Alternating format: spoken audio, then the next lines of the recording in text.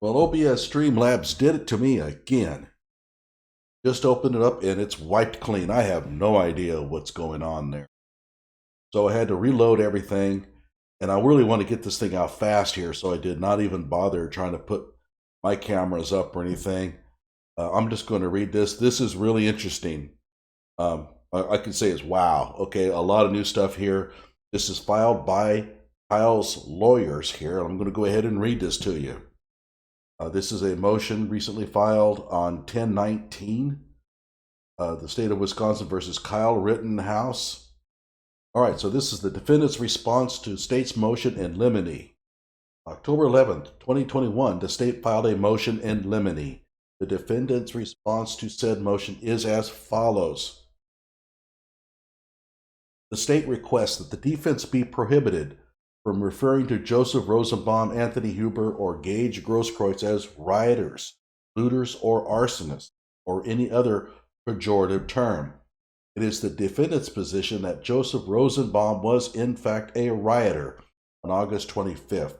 Photographs and videos taken on August 25th, 2020 show Mr. Rosenbaum screaming, shoot me," and we all know what he said after that. Pushing lit dumpsters toward a gas station, standing next to a fire in the street holding a security chain as a weapon. Joanna Fielder, a state's witness, informed law enforcement that on August 25th, 2020, Joseph Rosenbaum stated he was going to kill you, motherfucking no. Yeah, I don't want to say that one. On the roof. Okay, I didn't know about that one. Okay, so they're going to call a witness who's going to claim that Joseph Rosenbaum said this and that he was going to cut their hearts out.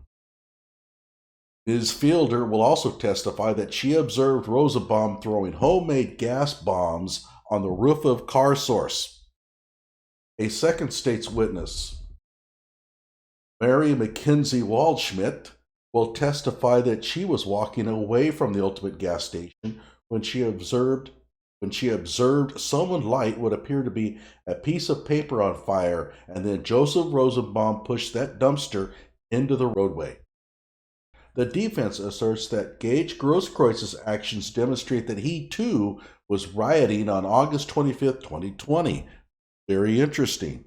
Although Grosskreutz claims to be in Kenosha that night to provide medical assistance, an inert CS gas canister was concealed in his possession and discovered while he was treated at Froder South Hospital. It is also undisputed that Grosskreutz was unlawfully carrying a firearm concealed in his waistband. Wait, undisputed? I've been defending this dude. I've been telling everybody that he could carry that firearm, that he had a CCW. He even showed me a picture of his CCW.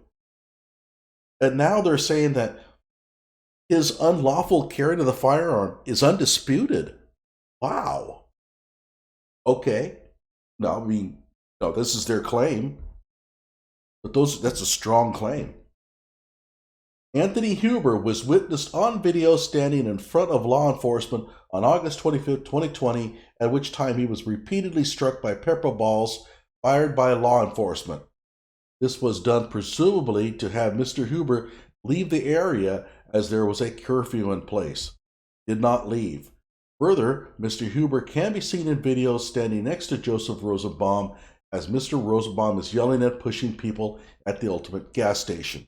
Okay, that's a little weak. Witnesses will testify and evidence will be received regarding each person's behavior. The state has provided no other explanation for their behavior and actions that evening. Despite evidence to the contrary, the state requests that the three individuals not be referred to as rioters. If the evidence supports the conclusion that the three were in fact rioters, the court should allow the references. And that's going to be pretty disputable, okay? And I'll let everybody dispute that or talk about that in the comments below.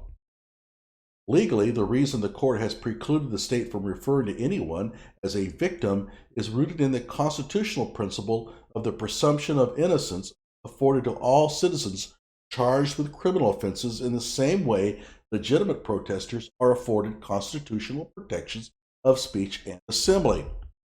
Rioters are not afforded the same constitutional protections.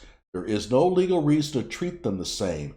In order to present a full and complete defense, the defendant should not be prohibited from referring to these rioters by a term that conveys exactly who they were while in Kenosha on August 2020. Okay, so I'm going to stop with motion number 1 because I think there's some really interesting things in there about Gaige Grosskreutz, about Joseph Rosenbaum, and I'm going to go ahead and read the rest of this a little later because I really want to get this thing out pretty soon. I also have the defense's list of witnesses, and that's coming up next. Like my videos, subscribe to my channel.